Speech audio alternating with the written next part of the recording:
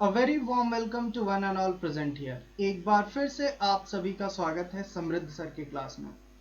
जैसा कि हम सब जानते हैं कि हम लोगों ने क्लास 11th का फिजिक्स स्टार्ट किया था और इसमें हम लोग अभी सेकंड चैप्टर देख रहे थे। सेकंड चैप्टर में हम लोग वेक्टर कंप्लीट कर चुके हैं। उससे रिलेटेड कुछ क्वेश्चंस भी हम लोग ने लगाए थे।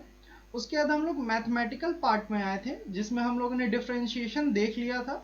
आज की क्लास में हम लोग मैक्सिमा एंड मिनिमा देखने वाले हैं और फर्दर क्लासेस में हम लोग इंटीग्रेशन के बारे में देखेंगे। मैक्सिमा एंड मिनिमा स्टार्ट करने के पहले मैं आप लोग को क्लियर कर दूं कि इंटीग्रेशन, मैक्सिमा मिनिमा या फिर डिफरेंशिएशन, ये सारे टॉपिक्स आपके क्लास 11-12 में मैथमेटिक्स में पढ़ाए जाते हैं और उसमें डिटेल में है। फिजिक्स में हम लोग सिर्फ उतना ही पार्ट देखेंगे जिससे कि हमारा न्यूमेरिकल सॉल्व हो जाए और उसका कंसेप्ट हमको न्यूमेरिकल में जो यूज होने वाला है वो क्लियर हो जाए। ज्यादा डिटेल हम लोग फिजिक्स में नहीं करने वाले हैं, इसमें हम लोग इसका कंसेप्ट, बेसिक कंसेप्ट एंड कुछ न्यूमेरिकल सॉल्व करेंगे इससे। ठीक है, तो चलिए स्टार्ट करते हैं मैक्सिमा मिनिमा। मैक्सिमा मिनिमा के बारे में जैसा कि नाम से ही क्लियर हो रहा है, मैक्सिमा मतलब सबसे बड़ा एंड मिनिमा मतलब सबसे छोटा। तो जैसे कि कोई इक्वेशन है या फिर कोई फंक्शन है तो उसको हम लोग ग्राफिकली रिप्रेजेंट कर सकते हैं। तो जैसे मान लीजिए मैं एक कोई भी इक्वेशन को ग्राफिकली ऐसे यहाँ पे रिप्रेजेंट कर करके लाया हूँ। अभी ये ग्राफ आपके सामने है तो आप बता सकते हैं कि ये x1 पे जो है ये सबसे ज्यादा है, मतलब इसका मैक्सिमा पॉइंट कहाँ पे है, x1 पे है, और इसका जो मिनिमा है वो x2 पे है। आप क्लियरली इसको देख करके बता सकते हैं। लेकिन अगर मैं आपके सामने सिर्फ इक्वेशन रख दूं तो आप इक्वेशन देख करके नहीं बता पाएंगे कि मैक्सिमा कहाँ है और मिनिमा कहाँ है। तो उस पॉइंट को निकालने के लिए हमारे पास कुछ मैथमेटिकल टूल्स हैं जिसके चलते हम लोग मतलब maximum point and minimum point निकाल पाते हैं। अब इसका फायदा फिजिक्स में कैसे है ये बता दें। मैक्सिमा एंड मिनिमा का फायदा हम लोग ऐसे उठाते हैं कि जैसे आपके पास कोई इक्वेशन है और इक्वेशन में नंबर ऑफ वेरिएबल होते हैं, आपको पता है। उसमें से कोई एक वेरिएबल ऐसा है जो कि आपको अननोन है, उसका वैल्यू आपको नहीं पता है, फिर वैल्यू फाइंड करना है। तो आप मैक्सिमा एंड मिनिमा का इस्तेमाल करके वो वैल्यू फाइंड कर सकते हैं। अब वो कैसे करेंगे वो आज के लेक्चर के एंड में मैं एक क्वेश्चन सॉल्व करा करके आपको बताऊंगा। लेकिन अभी पहले मैक्सिमा एंड मिनिमा का कंसेप्ट स्टार्ट करते हैं हम लोग। तो चलिए हमने क्या मान लिया है कि दो क्वांटिटी है x एंड y जो कि रेट मेजर डिफरेंशिएशन में लास्ट क्लास में मैंने आपको बताया था दो क्वांटिटी को कैसे मानते हैं जो कि एक दूसरे पे डिपेंडेंट होता है। वही चीज माना है क्वांटिटी x एंड y यहाँ पे, ठीक है, जो कि मैक्सिमम हो रहा है किस जगह पे, x1 पे, और मिनिमम हो रहा है x2 पे। तो अब एक बात देखिए, आपको क्या बताया गया था कि इसका जो स्लोप होता है वो क्या होता है, इसका रेट मेजर होता है। कर्व का स्लोप जो होता है वो रेट मेजर होता है उस पॉइंट पे। तो अभी ये x1 पे मैक्सिमा है तो x1 पे स्लोप कुछ इस तरह से होगा, और ये जो स्लोप होगा वो x एक्सिस से कितना एंगल बना रहा है, 0 डिग्री। ओके, तो 0 डिग्री बना रहा है, मतलब यहाँ पे स्लोप 0 है, मतलब यहाँ पे जो रेट मेजर है dy बाई dx ये भी 0 है ना। अब देखिए, अब अगर हम बात मिनिमा का करें, इस पॉइंट का करें, तो यहाँ पे भी स्लोप जो होगा वो पैरेलल टू एक्स एक्सिस हो जाएगा। तो इस जगह पे भी जो रेट मेजर होगा वो क्या होगा, dy बाई dx 0 होगा। इससे हमें एक चीज क्या समझ में आया कि या आप मैक्सिमा पॉइंट हो या फिर मिनिमा पॉइंट हो, मैक्सिमम और मिनिमम दोनों के लिए जो रेट मेजर है dy बाई dx ये 0 के बराबर होता है। ओके, तो अब देखिए इससे हम आगे कैसे बढ़ते हैं। तो देखो, ये जो मैक्सिमा पॉइंट है यहाँ पे कर्व क्या हो रहा है, इंक्रीज कर रहा है, एंड इस मैक्सिमा पॉइंट के बाद कर्व क्या कर रहा है, डिक्रीज कर रहा है। ओके, अच्छा एक चीज देखिए, हम आपको जब बेसिक कंसेप्ट बता रहे थे तो उसमें बताए थे कि ये जो फर्स्ट क्वाड्रेंट है, इस फर्स्ट क्वाड्रेंट में सारे के सारे ट्रिग्नोमेट्रिक रेशियोज पॉजिटिव होते हैं। और स्लोप हम लोग किस ट्रिग्नोमेट्रिक रेशियो से निकालते हैं, तो स्लोप हम निकालते हैं tan थीटा से। ओके, तो इसका मतलब कि कोई भी स्लोप अगर हमारा 90 डिग्री से छोटा आ रहा है मतलब वो क्या है, पॉजिटिव वैल्यू आएगा स्लोप का। एंड 90 से 180 के बीच में आ रहा है क्योंकि ये जो सेकंड क्वाड्रेंट है इसमें क्या होता है, सिर्फ साइन एंड कोसेक ही पॉजिटिव होते हैं, बाकी सारे निगेटिव होते हैं। मतलब 90 से 180 के बीच में अगर थीटा की वैल्यू है तो स्लोप जो है वो निगेटिव हो जाएगा। ये चीज मैं आपको रिवाइज कराऊं, इसका यूज करने वाला हूं। देखिए, तो ये जिस जगह पे आपका कर्व जो है ऊपर उठ रहा है, मतलब बढ़ रहा है, उस पूरे रीजन में आपका जो स्लोप है वो किस में लाई करेगा? फर्स्ट क्वाड्रेंट में ये थीटा लाई करेगा। तो ये थीटा हमेशा क्या होगा? पॉजिटिव। अब देखिए, अब जिस जगह पे आपका स्लोप जो है वो डाउनफॉल हो रहा है, मतलब जहां पे ग्राफ आपका नीचे की ओर जा रहा है, वहां पे जो आपका थीटा का वैल्यू होगा वो 90 डिग्री से 180 डिग्री के बीच में होगा।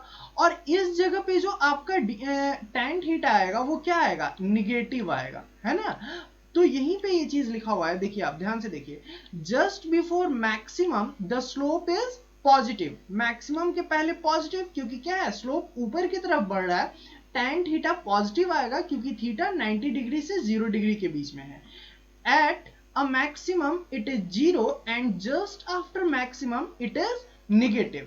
इसका मतलब जो रेट मेजर है वो क्या कर रहा है? मैक्सिमम पे जाकर के डिक्रीज करना शुरू हो जा रहा है। तभी तो मैक्सिमम के बाद क्या हो रहा है? स्लोप निगेटिव आना शुरू हो जा रहा है। तो देखिए, इसके कहने का क्या मतलब हुआ कि ये जो रेट मेजर dy/dx है, इसका जो रेट है वो क्या होगा? मैक्सिमम पॉइंट पे निगेटिव होगा। एक बार फिर से देख लेते हैं, dy/dx डिक्रीजेस एट मैक्सिमम, मतलब मैक्सिमम पे जाके ये घटना शुरू हो जाता है। इससे हम लोग क्या कंक्लूजन निकाले कि ये जो रेट ऑफ चेंज है dy/dx का वो मैक्सिमम पे जाके निगेटिव हो जाता है। तो इसका मतलब ये हुआ कि जहां पे आपका dy/dx का चेंज होने का रेट निगेटिव है, उसके जस्ट पहले मैक्सिमम है, मतलब उसके जस्ट पहले वाला dy/dx is equal to 0 maximum है।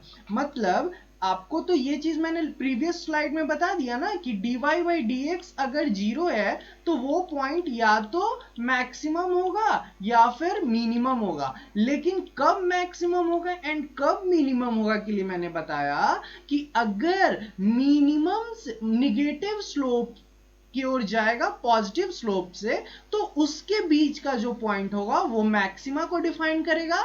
एंड निगेटिव स्लोप से पॉजिटिव स्लोप की ओर जाएगा तो उसके बीच का dy/dx 0 जो होगा वो मिनिमा को डिफाइन करेगा। चलिए, ये चीज आप समझ गए होंगे। इसको मैं नेक्स्ट स्लाइड में मिनिमा के लिए समझाता हूं, वापस से आप समझ जाएंगे। ये जो रेट चेंज का रेट चेंज जो है dy/dx, इसके चेंज होने का जो रेट है d/dx, इसको हम लोग d2y/dx2 भी लिख सकते हैं। इन शॉर्ट ये डबल डेरिवेटिव भी लिख सकते हैं। ये dy/dx क्या होता है? आपका rate change of y with respect to x when x tends to 0 होता है। अब इसका x के साथ चेंज होने के रेट को मैंने कह रहा है क्या बोला है? ये मैक्सिमा एंड मिनिमा के लिए हम लोग इसका यूज करते हैं। तो रेट चेंज का चेंज होने का रेट जो है वो यहाँ पे डबल डेरिवेटिव है। तो ये डबल डेरिवेटिव कहने का मतलब क्या है? एक बार डिफरेंशिएशन किया, उसके बाद वापस से डिफरेंशिएशन कर दिया। मतलब अगर आपके पास ये देख लीजिए, कोई एक फंक्शन है 3x3, आप इस 3x3 का डिफरेंशिएशन करोगे तो क्या हो जाएगा? 9x² हो जाएगा। एंड इसका वापस से डिफरेंशिएशन कर दिया तो क्या हो जाएगा? 18x हो जाएगा। ठीक है, तो डबल डेरिवेटिव ऑफ 3x³ होगा 18x and single derivative of 3x³ होगा 9x²। तो सिंगल डेरिवेटिव जब 0 होगा तो मैक्सिमा एंड मिनिमा होगा, एंड डबल डेरिवेटिव अगर आपका निगेटिव होगा तो फिर मैक्सिमम की ओर आप अप्रोच कर रहे हैं। तो चलिए आगे देखते हैं मिनिमा के बारे में। मिनिमा के पास क्या है कि जब आपका स्लोप निगेटिव से पॉजिटिव की तरफ चेंज करेगा तो फिर क्या कहलाएगा कि वो आपका मिनिमा पॉइंट को रीच कर रहा है। फिर से वही बात, dy/dx इज इक्वल टू 0 देख करके हमें तो नहीं समझ में आया सर कि मैक्सिमा था कि मिनिमा था। तो मैक्सिमा मिनिमा को पहचानने के लिए हम क्या करेंगे? उस dy/dx इज इक्वल टू 0 वाले पॉइंट के ठीक पहले और ठीक बाद में dy/dx का पता करेंगे।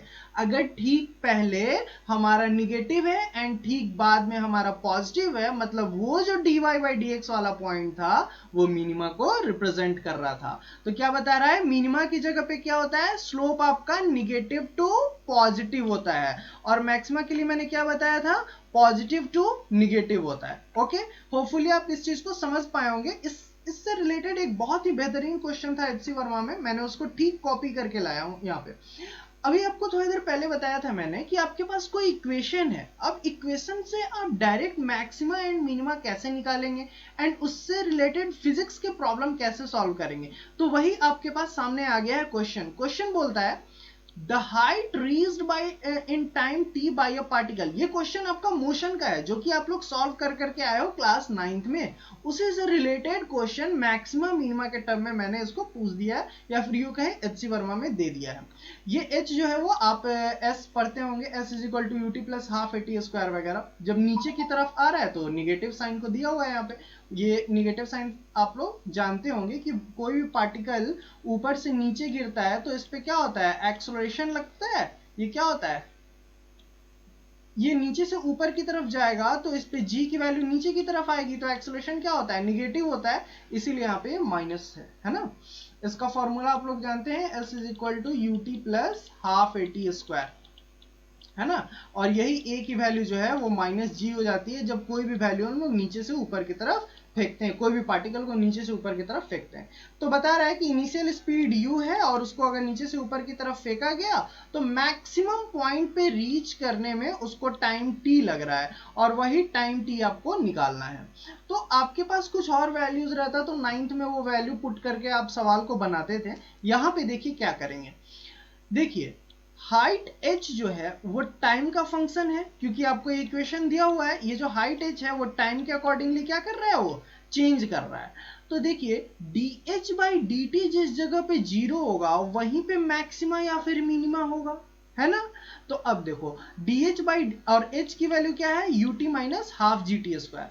लास्ट क्लास में डिफरेंशिएशन का बताया गया था, आपका प्रोडक्ट हो तो फिर क्या करना है, तो d बाई डी टी। अच्छा इसको मैं नेक्स्ट स्लाइड में देखता हूँ, इसको मैं वापस से नेक्स्ट स्लाइड में भी लिखा हूं, यहाँ पे देखो वही चीज वापस आ गया, d by D T U T minus, अच्छा ये कैसे आया, लास्ट क्लास से आया है। क्या करते थे हम लोग कि अगर कोई दो फंक्शन है u प्लस वी और इसका हमको अगर d बाई डी एक्स निकालना है तो उस जगह पे हम लोग करते थे कि du by D x plus dv by D x कर देते थे। वही चीज को हम लोग किए हैं यहाँ पे किए हैं d ut by D T minus d half G T square by D T. अब यहाँ पे देखिए क्या है, यहाँ पे जो u है वो क्या है, कांस्टेंट है, g क्या है, कांस्टेंट है, 1/2 क्या है, कांस्टेंट है। तो हर जगह बाहर निकाल दिए, यहाँ पे बाहर निकालोगे u तो क्या बचेगा, dt अपॉन dt। यहाँ पे हाफ gt बाहर निकालोगे तो क्या बचेगा, dt और ये t स्क्वायर। अब dt अपॉन dt क्या हो जाएगा, 1 हो जाएगा। अच्छा dt स्क्वायर अपॉन dt ये है, ये कैसे निकलेगा, ये निकलेगा x का पावर n वाला फॉर्मूला से, है ना। तो क्या हो जाएगा, 2 बाहर आएगा और t का पावर 2 माइनस 1, तो क्या आएगा, 2t आएगा। तो इसी को सॉल्व करके यहाँ पे लिख दिया गया, फाइनली ये वैल्यू आपका आ गया u माइनस जी टी। आपको पता है कि मैक्सिमा पॉइंट पे ये जो dh बाई dt है ये किसके बराबर होगा, 0 के बराबर होगा। अगर आपको ये बात नहीं पता होता कि ये जो रेट चेंज है ये मैक्सिमा पॉइंट पे 0 है तो आप इसके बाद इस क्वेश्चन को क्या करते, सॉल्व ही नहीं कर पाते। तो अब देखो रेट चेंज का वैल्यू क्या है, u माइनस जी टी।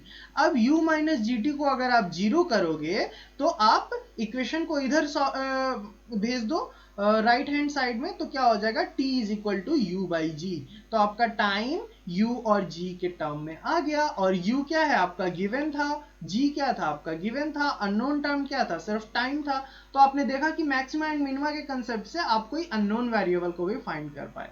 इससे रिलेटेड और भी क्वेश्चन हम लोग अभी नेक्स्ट क्लास में इंटीग्रेशन के बारे में देखने वाले हैं, थोड़ा सा इंटीग्रल कैलकुलस वगैरह के बारे में, उसको हम लोग पहले समझ लेंगे। उसके बाद इससे रिलेटेड क्वेश्चंस, डिफरेंशिएशन से रिलेटेड क्वेश्चन हम लोग खूब सारे देखने वाले हैं। होपफुली आपको आज का क्लास समझ में आया होगा। तो thank you so much, stay at home and stay safe.